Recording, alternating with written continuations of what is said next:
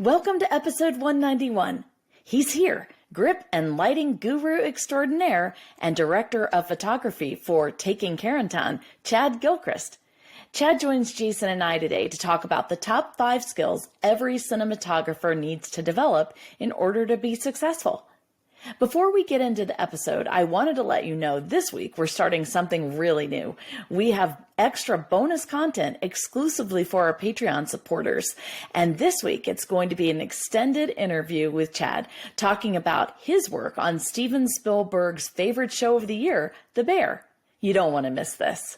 All right. Now, here is episode 191 with Chad Gilchrist. Welcome back to Documentary First, an inside look at a documentary filmmaker's journey. I am your host, Jason Rugg, joined, as always, by Christian Taylor. Hi there, Jason. How are you? Good. Happy to be here. Yeah, good to see you. And we're also joined by Chad Gilchrist. Woohoo! Hey, Chad. Who I think just muted himself as he went to talk instead of the other way. Welcome, Chad. Some technical difficulties, but thank you for having me. I'm excited to be here. Glad to have you here, Chad.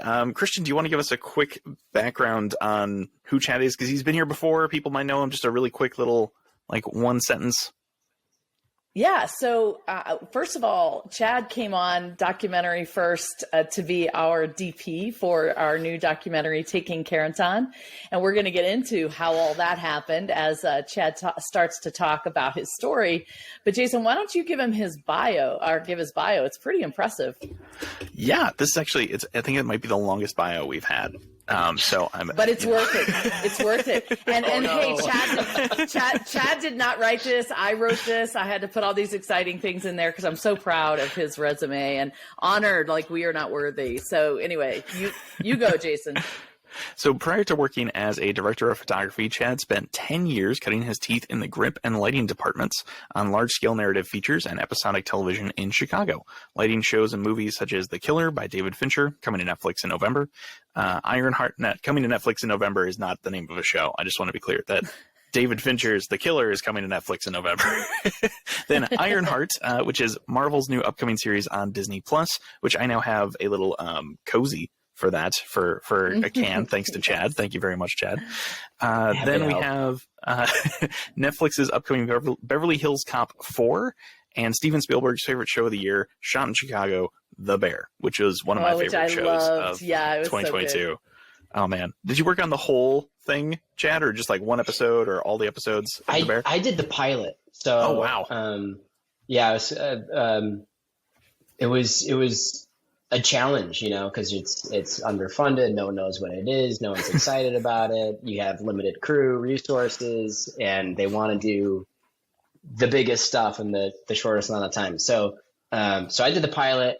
I've been getting some asks about the rest of the season from some folks, but I've kind of just been swimming in a different sea, if you will. Just been focusing on shooting and not on lighting and all of that. Okay. Well, now I have to finish your bio, but The Bear had a really fun, interesting look. I feel like we could do a whole episode just talking about The Bear. Yeah, we actually talked about it on a previous episode shortly after I had seen it, but it really was tough to figure out, tough to get used to because it was so unexpected and different. But after a while, I really grew to love the characters and the way it was shot. I got accustomed to, and yeah, if you haven't seen The Bear, go ahead. And now back to Chad's bio. So Chad is currently based in Chicago and loves to travel often. Chad Gilchrist has collaborated with directors, brands, and artists all over the world and brings his optimistic, solution-oriented leadership to productions of all sizes. And his most impressive credit of all, he's the DP for our upcoming documentary, Taking Carentan. Yes. Thank you, Jason. And thank you to listeners for just bearing through how long of a bio that was. Well, at least it's not like a bio. It's like Chad will maybe do some things. It's like you've got a bunch of awesome things under your belt, and we're really excited to have you here. Yeah. I'm excited to hear. And, as we are going to try to keep this tight, we've been making some changes on the podcast, and I hope you'll find them awesome. And, give us feedback, let us know. But we really are trying to streamline things, be more proactive at producing things. And so you'll see a definite outline here that we will put in our show notes. And right now, I just want to tell you what this episode focus is going to be. We are going to be talking about the top 5 skills every aspiring cinematographer needs to develop and why those skills are important. So that's what our episode focus is this week. Chad, I do feel like you have a lot to say based on these topics. I found you to be a very high-level, competent DP for our Taking Carentan shoot. I loved working with you. I felt like you definitely knew what you were doing, and you have a great way of teaching people stuff that you have learned, probably the hard way, I'm guessing. So why don't you take us into those top 5 things? How hard was it to put that list together? Definitely a challenge. Thank you, by the way, for all those kind words. But yeah, definitely a challenge to kind of try to boil down what are the 5 things. And you ask 10 different DPs, they'll give you probably 10 different answers. But I imagine that they'll probably cover 2 or 3 of these things across the board. And my first thing is just having a strong network, which is how Christian and I really kind of, came to know each other. Is just expanding your network. There's something they say in real estate investing, which is your net worth is all about your network. And I think it's the same thing for film too, right? Like, you never know when someone's going to come back into your world, when a project's going to happen, who you meet and what they do, and how that'll affect you. And that's certainly not how you should be going into things. I think you should be going into things truly to build friendships and relationships. And I think, I'm someone that subscribes to a rising tide. So I like meeting with people just to see how I can be helpful or useful in their world. And if it comes back around, great. If it doesn't, that's fine, because they're doing something and I'm happy to help. So that's definitely a part of it, I think, is developing a strong network. Yeah, it's interesting that is your, that is interesting. That's your top one, because that I think would be at the top of my list also. And, we would not be sitting here. I wouldn't be sitting here with Jason if Jason hadn't taken, a step early on in his career to kind of volunteer when he was really young, still in high school, just for an unknown film company that Bill Ebel and I were working on. And you and I wouldn't be here if Sandy Gordon hadn't, or I don't know who it was. Yeah. So Elise Jaffe at Big Teeth, who we've had on our show before, who was doing a documentary, she started listening to our podcast because Sandy Gordon told her to. And then she told you guys to listen to that. And Sandy Gordon and I met years ago when I was volunteering in the Chicago scene, just trying to be part of, to meet people. And you are exactly right. I think the key to networking is not seeing what I can get out of it for me. The question is, can I be genuinely curious about other people? Can I be curious about who they are and the story they have to tell and what I can learn from them? And then the second step in that is, how can I help and support what they are doing? And being genuinely curious, caring about how you can benefit others, I think help builds a genuinely strong network. And that's what you did for us. Let's have a meeting and see where it goes.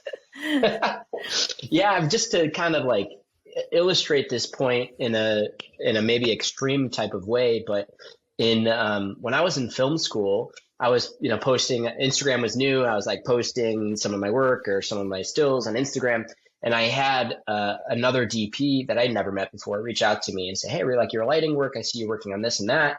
Would you come on my project and light it for me?" And I didn't know who this person was. It was a random message, but I said, "Hey, let's do it. Sounds good." Did that, became good friends with him, and the director of the project I became good friends with as well. The director of that project, his name is Seth. We did a movie in Lake Como, Italy, maybe 6 or 7 years later, something crazy. Wow. And when we got back, because he doesn't live in Chicago, so he goes, "Hey, when we get back right away, I have a project in Chicago. just come hang out with me, grab dinner afterwards, and the producers. So I said, okay, I'll come along. One of those producers became my wife. So Oh, wow. and then through my wife, I find out about the podcast, which is how I ended up getting in contact with Christian. So it's kind of, it really is this butterfly effect of you really don't know this where and when the fruits will be of the seeds that you planted years ago. But it's always important to just keep planting seeds. Yep. And That's I just it. want to give some real practical tips about how to build your network. If you are interested in filmmaking, then you need to go where I always tell my kids, if you're interested in finding a girl, go to the pond where the girls are that you want to meet, the kind you want to meet, right? If you're interested in getting a filmmaking job, look at your own little network and find out, where should I go fishing? What pond should I fish in? For me in Chicago, it was, women in film. It was acting and film meters, acting and filmmakers meetup group. It was the Illinois Production Alliance. It was all of these organizations where I could volunteer and rub elbows with other people interested in what I was interested in. Can you give 2 or 3, either one of you, both of you actually, why don't each of you give 2 places where networking was a good thing for you to do? Yeah, Jason. I'll jump in here. Oh, sorry. Go ahead, Jason. Chad already started. All right. Go. Well, for me, I know you said film festivals and industry events, but I will reemphasize that, because all the time there are meetups of film technicians and artists, and you really don't know where those things are going to go and who is interested in doing what. Finding people and grabbing coffee. I mean, if you're already working on a film set, for instance, go talk to the PAs, right? Because the PAs are your assistants today. They're going to be your bosses tomorrow. Don't be mean to them. Be nice to them. And go and understand that, hey, you were at that position once too. Go see what they're interested in and see if you can help them. Or if you can't, see if you can just support them, because you really don't know where those things are going to come back around. So I'd say talk to PAs, go to your film festivals, go to the meetups, if you're a DP, I bet you that there's a rental house in your network that is hosting some sort of event, whether it's a get to know and understand this camera, or we're going to bring in some sort of brand ambassador, or we're just doing some sort of, beer at a bar somewhere or whatever to meet up with people. Go and do those things, because you really don't know who you're going to meet. And those are really great opportunities to expand your network and take people out from there. How about you, Jason? Great. Yeah, I would say some of the best, like people way above where I should be talking to, came out of like blindly emailing them and saying, hey, I'm in town. Do you have, 20 minutes to grab coffee and talk? And like, I don't know if I've ever talked about the project. I'm not actually sure what's going on with it. It's kind of in development, kind of being pitched, kind of whatever. But there was a project we did with some like A-list people, because we reached out to a producer while we were in town in New York. My creative partner and I were like, hey, we really want to meet you. We have 20 minutes. We want to talk about this animation software and how we could use it to help you make stuff. And he said, sure. And we got coffee, and we wound up working on a project with like the Mayhem guy and a couple of other things, where it was just like this wild, thing that we never, I was 22 when we were working on that project. And it's just like, that never would have happened if we didn't just blindly email or reach out, in a DM or whatever. Just like, hey, I know you have no idea who I am, but I would absolutely love to meet you specifically. I'm not just trying to like reach out to everybody I know, or, that sort of thing. Like that, it's kind of like when people talk about writing a cover letter for like a job, is like apply to that specific place. Don't just write a general cover letter of here's how great I am, but say why I want to meet you, why I want to hang out with you. If you want to go way above where you are and meet people that way, specifically say why you think that you would be a great fit to have coffee with them, or to just meet up and have a 20-minute conversation, because that will lead you to way better conversations, because you've actually researched the person instead of just, hey, you're a producer. I want to meet a producer. Can I have lunch with you? I don't even know what a producer does. But if you go, here's why we should have coffee, because I have something to offer you, and I think that we would be a good partnership, that will always lead you down a better path than pretty much anything else. Beautiful. Absolutely. Beautiful. And just go ahead. just to add a fine tip to that, I think a lot of people that I talk to be like, I want to, but I'm nervous or I'm scared, or there's an assumption there. And just a reminder that the answer is always no if you don't ask. Yep. The worst thing that they can say is no, which is fine. That's the rejection you're already placing on yourself. So go and ask people. Just try. Can't hurt. And don't give up. Don't give up. Follow Chad's example. If you haven't heard this story on the podcast before, it took me probably 2 years to answer his emails, his text messages, his Facebook messages. But now, he never gave up and always tried different avenues with which to get me. Same with Jeff Kurtenacker. He wouldn't have been the composer for The Girl Who Wore Freedom had he not randomly emailed me and drove 4 hours to Las Vegas from LA to just meet me for dinner. So, all right, that is number one. All right, now we have to hear number two. Chad, what's your second thing? My second thing is it's about the technical side of things, because as a DP, it's art, it's also technology, and you have to really be on top of that. So you have to have a solid understanding of cameras, of lighting, lenses, those types of things. How it interacts with other departments is even better. And there's all kinds of places you can learn those things. For me, I think the best is to be hands-on. And another thing to keep in mind there is that your equipment doesn't make you. That's a big kind of stumbling block, I think, for people that are new in the industry. They get really caught up in, I don't have an Alexa, or I don't have this camera or these lights or what have you. There are movies that have gone to Sundance that have been shot on a GH4, in people's spare time. So there's, it's about telling a story. It's about learning how things like your aperture, your focal length, how these things interact with each other, how certain light reflects or bounces off certain things, how it creates mood to really kind of put you there. So learn those technical skills and then break all the rules. So learn all the rules first so that you can break them later, so that, hey, like with Christian for this documentary, yes, we'd love to go and be like, we're going to shoot it on this camera and these lights. That's everyone and everywhere. That is not filmmaking at all, ever. Almost never do you have a blank check, and even on the biggest shows and movies I've worked on, someone is writing a check. They care about the budget. And there is going to be someone that is asking, do you need that? Do you want it? Right? The biggest stuff I worked on has had some form of that somewhere. Do you really need that Techno crane? Does it need to be a Techno 60? Can it be 40 feet instead? Whatever it is. So learn the technical skills, but then also remember that it's about how you use them, not about what equipment you have access to. So that's my big number 2 point, which I'm sure, Jason, you probably have some similar stories there with animation too. With all filmmaking, right? Of kind of the balancing between art and technology and what you have access to and what you're trying to put out there.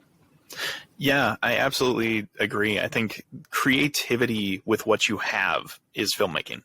Not going, oh, well, if we had this, then it would be great. It's like, no, make it great with what you have. That's really what that's filmmaking. That's just being a creative. It's just like being creative with the tiny little bit of resources that you have, and hopefully you'll have more next time.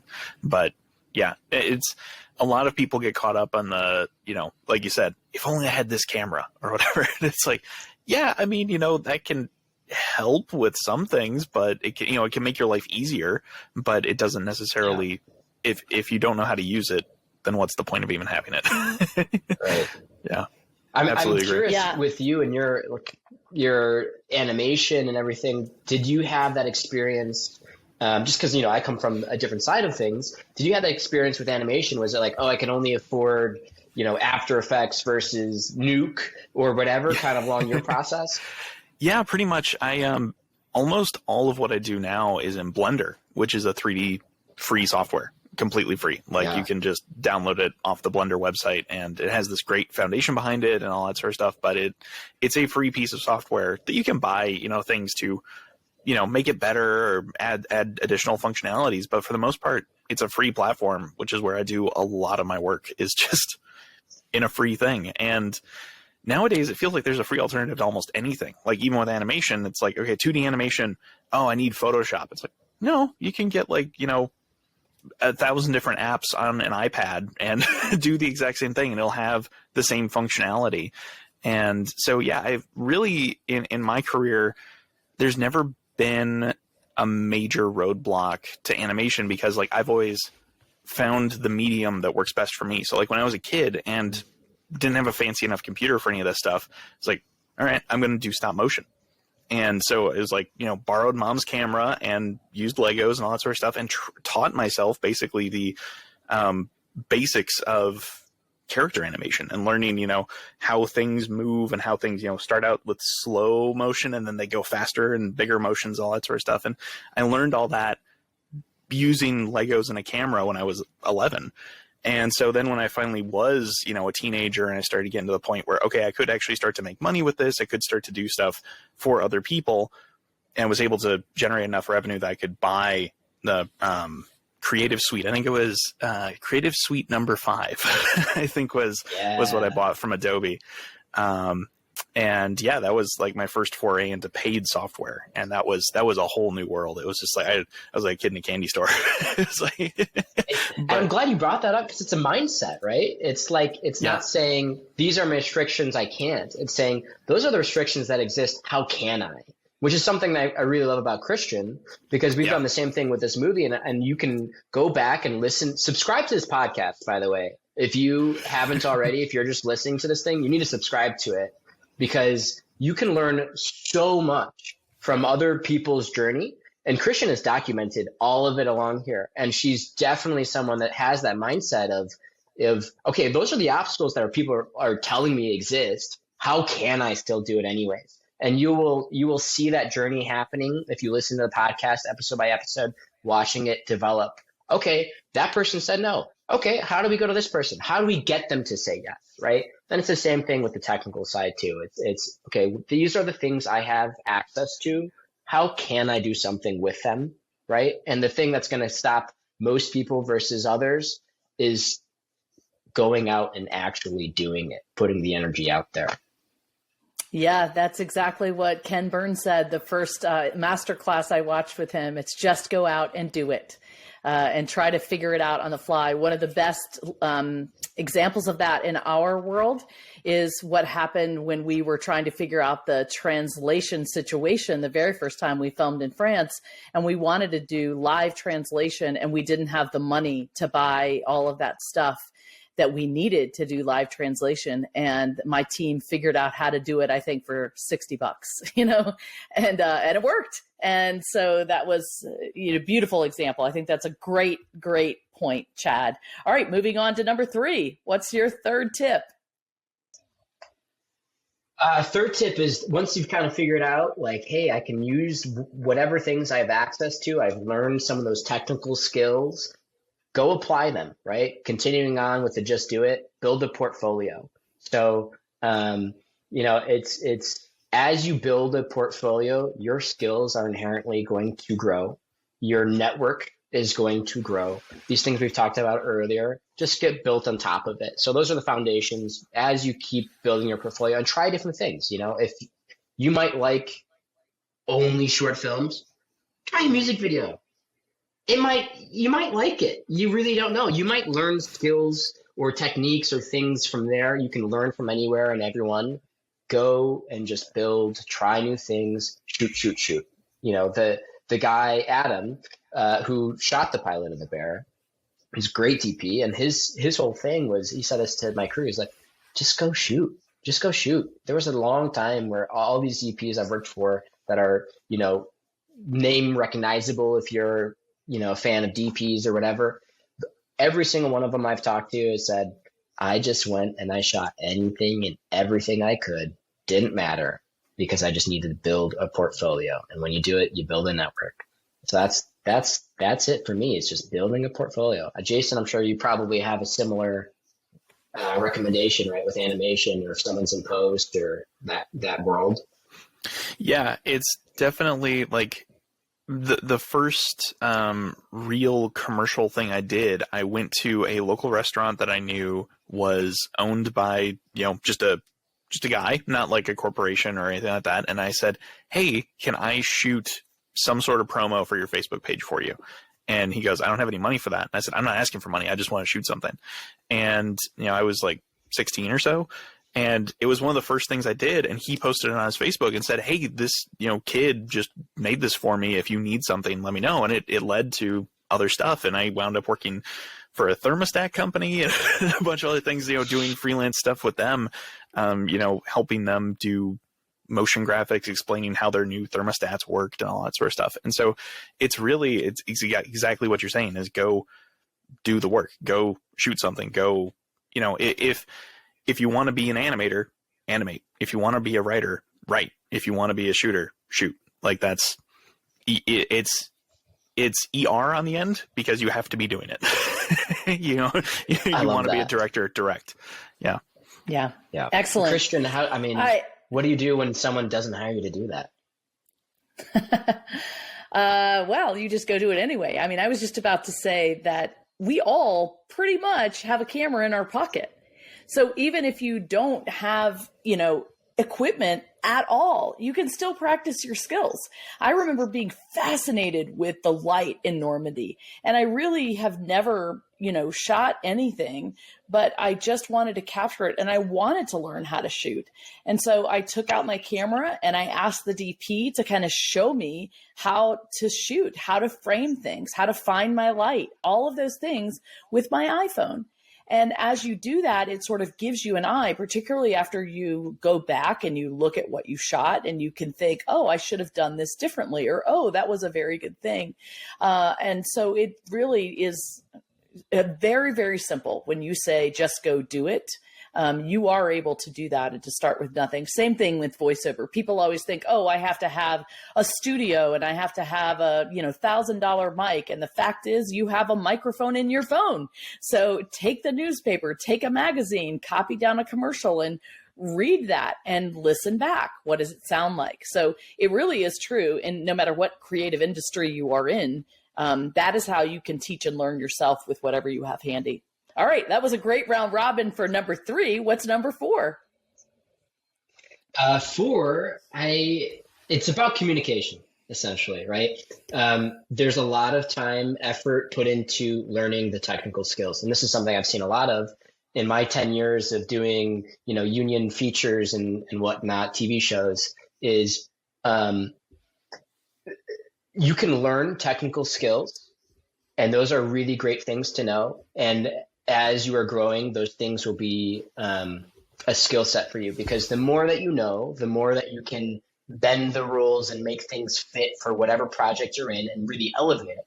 However, once you start to get kind of beyond that, it's no longer really you setting up the lights and doing all of the things yourself, setting up your camera. You're going to have a whole team of people. So at some point, it matters how you manage people. It matters how you communicate. And there's all these people that spend 10, 15 years, whatever it is, learning the technical element of their skill, the equipment, the cameras, the lighting, the yada, yada. But they don't spend as much time as they did in learning their new tool, which is people, right? People end up doing the work, and you have to be able to communicate. You have to be able to empathize, to understand, to motivate, to do all those things. So for me, it's about communication. It's a lot about learning how to work with others. That's excellent. I love that. Simply because we always work with others, right? Life is a collaborative sport. And in this industry that we've chose to be in, yes, you could be a one-man band like Bert in Mary Poppins. However, Bert needed Mary, right? His life was not complete. And so we can all, work alone, I'm sure. However, life is much more rich when we're sharing the journey together. And so that does mean we need to learn how to have good communication to accomplish an objective. Great point, Chad. So, all right, number 5, take us home. Number 5, it's about being flexible and adaptable. Film is never the thing that you pictured it being, almost ever. I'm sure I'd love to hear this perspective from you, Jason, as well, doing animation, being able to control your world a little bit more. But it's certainly on my side of things. You're on set. That river dried up. You're gonna have to go shoot in another river, or whatever the situation is. That light broke. That camera doesn't work. We don't have that kind of money. Everything is some sort of give and take. It's a zero-sum game. So the more rigid you are, you might get your way, but you might end up kind of causing a larger headache to a colleague in the process. You might get the light you want, but you might have taken a huge amount of budget from production design or whatever. And those are all your colleagues. Those are also people trying to do what you're doing in a different field, and you need to work together. So you have to be flexible. You have to be adaptable to create a larger vision, because you are just one tiny piece of the puzzle. And I know most DPs don't want to hear that. I know I never want to hear it, but it's true. It's true. So that's for me, being flexible and adaptable. Jason, I'd love to hear what it's like with animation, what how that plays in. Yeah, when I worked as a production manager at a small animation studio, one of the big things I did really ties back into developing a strong network. I was a production manager. We had a couple people on staff. What I would do pretty regularly is I would have lunch one-on-one with those people who were under me, and I would say, what do you want to do? Because I would learn, hey, this person really likes motion graphics. This person really likes doing, character, like really fine character work. And so like when we have, a scene that really requires more emotive stuff, it's like, I'm going to give that stuff to her, or I'm going to give, okay, you really like animated text. We're going to hand that to you. So for me, a lot of that was being flexible, but also honing in on the network of the people I knew who were working with me and going, what do you want to do? And then me picking up the slack on, all right, nobody wants to do this other thing. I'll do that. Because I like to help people get where they want to go, like you're saying. So the being flexible thing is also, it's the same with animation as with a lot of other things. Like one episode we had characters on top of a moving train, and they had this whole conversation, and they were on top of it, and they were talking to this person who was in a coal car. And we had to figure out, how do we animate this quickly, that it looks good, and we're not going to spend, weeks making, all these trees going by and making sure that it's looping properly and all that sort of stuff. And so we put the entire team on R&D for like a few days of just like research and develop how you would do this. And then we'll figure out the best one.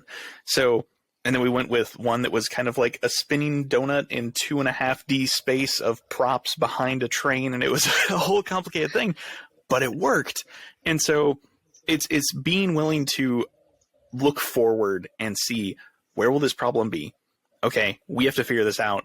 Everyone, what's your idea? How would you do this? How would you do that?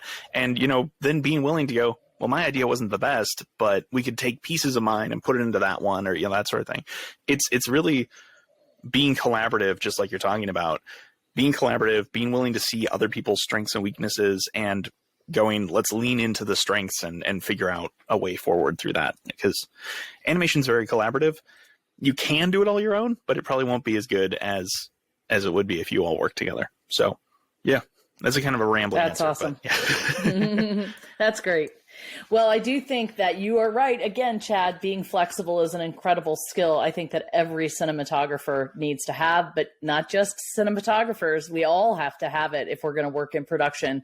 I hate to always be quoting Ken Burns, but in that same masterclass, he basically said, as a filmmaker, you are there to solve a million problems. Nothing ever goes like you expect it to go in any production ever in the history of the world. And so you have to be willing to solve the problems in order to complete your project. And that means a lot of flexible thinking and out of the box thinking and collaborative thinking, Jason, just like you said. So those are awesome. Chad, thank you so much for bringing your wealth of experience here, letting us know about these top 5 things that every cinematographer needs to bring to the job. So thank you for that. Thank you. Thanks for having me. Yeah. I'd love to hear ideas? I'd love to hear any any immediate resources that someone listening to this could go to and quickly pick up to be better? I know I have a list on my end. Feel free to jump in and add some. But yeah, you go first. Subscribe to the podcast. That's an easy one. Happy to help. Also, Roger Deakins has a forum. You can go online and you can learn from the GOAT. Like, he will reply to your questions. He's replied to other people's questions. Go and learn. The ASC, the American Cinematographer, they have a manual. They have a magazine that you could go to. And then in terms of some of these things we've been talking about with flexibility and managing humans and all that type of thing, there's a book from, I think it's like the 30s called How to Win Friends and Influence People. So Dale Is that Carnegie from the book. 30s? Wow. I think it's like 36. I could be wrong there. So you're going to get a comment from someone that's like, nope, that was from 52. But How to Win Friends and Influence People, any of those managerial books, managerial books, those are really great resources to start at to learn how to be a better manager. So those are mine. If you guys have any, I don't know. Jason? Yeah, I mean, I think I just recently took a class with a guy. Oh, shoot, his name's escaping me. As like 6 months ago, I took this class.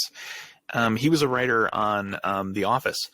And part of what he talked about in that class was anything can be a resource if you know how to use it.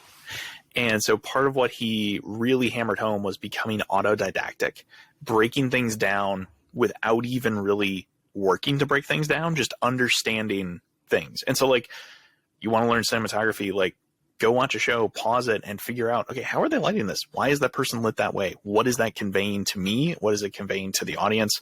And, you know, I think that is really one of those things that I kind of already did that, but to hear someone say it, just like, become autodidactic, work on becoming the person who analyzes everything when you can.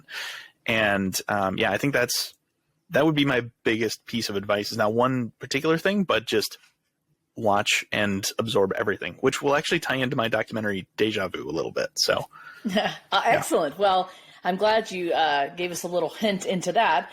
We will put in the show notes the name of the guy who you forgot, because we'll give you time to figure that out. Brent Forrester. I found it. Brent Forrester. Great. Awesome. Okay, that's beautiful. Thank you guys for those practical tips about what cinematographers can do and look to for resources. Also, Chad, do you have a website where people can reach you if they have any questions? Yeah, if you go to chadgilchrist.com, GILCHRIST.com, you can get a hold of me there. My email's on there. My phone number is on there. You know, like I've said before, it took me 2 years to get a hold of Christian. I'm a patient person, and I am happy to help and to answer people. And if I can't help you directly, I love being able to send you along to a path of people that can. So feel free to reach out to myself, reach out to Christian, reach out to Jason. These are all people that are valuable resources, and the answer is no unless you ask. So go ask us. That's true. Yeah, and I'm sure that if people want to hire you for your amazing eye and your great skills, they can reach you there as well, right? They can, absolutely. Yeah, great. So before we get into DocuView Déjà Vu, I just want to take a little commercial break and let you know ways that you can support and follow us along on the journey. Like Chad said, just subscribe to this podcast so it automatically comes to you. The next thing you can do is support us on Patreon. We have a goal of trying to get 50 new subscribers or supporters in Patreon this year. That really just bows our spirits or whatever that stupid word is. It really lifts us up because, you know, when people say we believe in you and we want to support what you're doing, that's almost as much as the money they give us to do the work. So come support us on Patreon, because you get behind the scenes stuff that nobody else gets. Plus, you can join us on our creative journey. Oftentimes we put things in our Patreon behind the wall things saying, what do you think about this? And give us your feedback. And hey, here's a little special thing that nobody else can see. So join us on Patreon. You can find us patreon.com/documentaryfirst. Please consider making a donation. We have a fiscal sponsor, Living Stories, and you can find that on our website. Every little bit helps. You can follow us on social media. We're doing lots of really cool things right now. We're making little micro docs and putting up stories of service, and we're just, I think we're killing it on the giving new people content to read. So go follow us. You can find all of those special links at documentaryfirst.com, and then sign up for our newsletter. And you also get some interesting behind the scenes stuff in our newsletters as well. It's only once a month, so it's not going to kill your, email box. All right, so that's our commercial break. It is now over, and now it is time for DocuView Déjà Vu. All right, Chad, you're up. What's your first film? I'm going to need help from either of you about how to pronounce this, but Navalny. It's nominated for an Oscar. I have no clue. I hadn't even heard of it. Well, I'm embarrassed to say until you said this is what my DocuView Déjà Vu is. I should have picked one I could pronounce, but here I am on a podcast. No, it's Navalny, and it is on HBO Max, I believe. And it's about a politician in Russia that is trying to become the president. And, real time things unfold. There was an attempt against his life, an assassination attempt, which was all pretty public in the media. But they had cameras following him around during all of this. Wow. So you kind of get the inside look of everything. And it is fascinating, super well done, easy watch. It is in English and Russian. So if you're a subtitle person, it's good. If you're not, maybe don't watch it at night or you'll fall asleep, but it's a fantastic movie, and it really is. It keeps you on the edge of your seat. So that's my DocuView Déjà Vu. However you pronounce it. I Googled it. It's you got it. Navalny. Thank you. According learn something to every day. Google pronunciation. That's the American pronunciation. I wish there was a Russian pronunciation, because that would be really fun. Well, do you want me to go next? All right, Jason. Yes, I want you to go next. Okay, so mine is a YouTube video. It's actually a two-part YouTube video. It's 2 hours total, and it's about a video game I've never played. It's Halo 4 is worse than you remember. Now, I didn't start playing the Halo games until just a couple years ago. I finally, they brought them to the PC and I started playing them there. And I never actually played Halo 4, but this guy did a 2-hour deep dive into why Halo 4 didn't work. And he goes into color choices. He goes into character choices. He goes into the writing. He goes into the gameplay. He goes into enemies and how they work or they don't work and that sort of thing. And so it's a really interesting thing, because I don't know what you would call this thing. It's not necessarily a review. It's not really necessarily a documentary, but it's someone talking for 2 hours about breaking down why something has generally not been well liked by fans. And he goes into character design, armor design. He compares it to all the other video games that have come before it and after it. And it is just fascinating if you like anything to do with media, because it dives into story, it dives into design, it dives into color, it dives into character, it dives into pretty much everything, even down to dialogue choices and that sort of thing. So it's a weird watch if you've never played the games. There's a lot of history and stuff that you probably wouldn't necessarily understand, but I think there's value in even just skipping to, why don't the designs work? Why don't the silhouettes of the characters work? Why do you not understand who you're fighting, why you're fighting them, that sort of thing. So yeah, definitely worth at least a look if you're interested at all in video games or sci-fi type stuff. It's pretty interesting. I love that. I love how you bring out of the box stuff, Jason. That's awesome. All right. So my DocuView Déjà Vu is World War II in color. It is a 13-episode British television docuseries, and it recounts all the major events in World War II. Now, it's older. It was first broadcast in 2008, 2009. This series is in full color, but it combines original and colorized footage. They talk about the Western Front, Eastern Front, North Africa, Pacific War. It's just amazing. And it's funny, I was watching it as I was in bed the other night about to go to sleep, and I started falling asleep, and I was like, wait a second, the whole unique thing about this documentary is that you have to look at it. So I turned it off, and I was like, I need to watch this when I'm more awake, because it is fascinating. You've seen these black and white images for such a long time about World War II, and I always have imagined like what it would be like in color, but it really adds a whole new level when you're watching stuff you've already seen, but in color. So it's definitely heavy on the history. If you don't like history or you're not into World War II, this may not be the one for you, but I thought it was fascinating. Which, if that's the case, I'm not sure how you're listening to this podcast. True. That's a lot Good of what point. we talk about. I mean, we also talk about the filmmaking, but that is Yeah. just kind of Good point. That's a good point. Before we go, Jason, I just want to tell one exciting thing. So look at this. The Girl Who Wore Freedom on DVD. Indeed. Yes. Where can I buy this? You can buy this at thegirlwhoworefreedom.com, or you can go to Documentary First. There's a link there too. This is our first official manufactured DVD. It's in a clear box. It's got lots of really cool designs. We redesigned our poster for the front of the DVD. And thanks to Mindy Cook, she did all this design and layout. She's phenomenal. If you need a graphic artist or a DP, she herself is an excellent person to hire. And it even is shrink wrapped, and it has a UPC code. We're all legit now. And if you know anybody that doesn't have streaming and they still are using DVD, this is the DVD to get. I highly recommend it. So there's that. And also, Chad, I was going to ask you, do you think that you would be willing to do a little extra episode for our Patreon subscribers?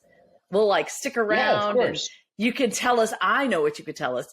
You could tell us a really cool story from one of your big jobs, big Netflix or Disney jobs, a story that happened, somebody that you met, something unexpected, and we will share that with our Patreon supporters. Yeah, of course. Happy to. Awesome. All right, Jason, take us home. All right, so just a quick wrap up on the 5 top things we talked about with Chad today were develop a strong network, hone your technical skills, build a strong portfolio, learn how to communicate effectively, and be flexible and adaptable. And with that, we're closing out the episode. Thank you for listening to Documentary First, an inside look at a documentary filmmaker's journey, where we believe everyone has a story to tell, and you could be the one to tell it. Were you doing that from memory, Jason? I was, and I think also my computer seemed to have freeze up for a second there, so I was kind of waiting because you guys both froze at the exact same time. I was like, wait. That sounds like somebody that has to edit this episode. Yeah, it might be edited Nicely slightly. done. All right, well, bye, everybody.